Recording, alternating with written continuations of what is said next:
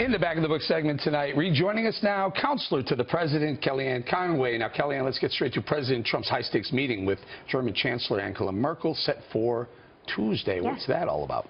We're very excited to welcome her to the White House.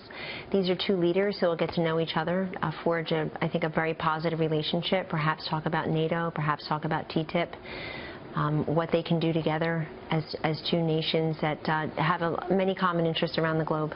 Are they going to talk about immigration, perhaps? They may.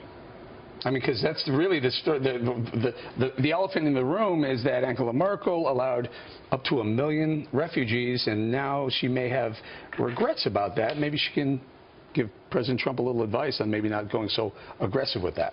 Or vice versa. And President Trump has stated his position on that publicly in the past. But I'll leave it to these two leaders, Eric, whether they will talk about that publicly or whether they will address that privately. But obviously, we'll have a press conference as well. You mentioned NATO. Now, Germany is one of the NATO countries that may be underperforming on their obligation to finance NATO.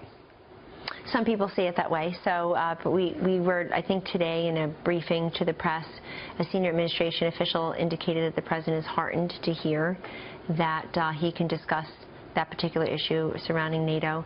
And anyway, we're very excited that she's coming, and we're very excited this is probably the 5th or so visit from a foreign leader since he's been president. Obviously, he's spoken to dozens of others, but these bilateral visits are very important. And he's talked about trade deals. He's talked about how important it is to have bilateral trade deals. You know, he took this country out of TPP to the pleasure of many American workers who felt like it was a bad deal for them, but he's made very clear that he entertains the ability to do fair trade deals. Okay, so it's Friday.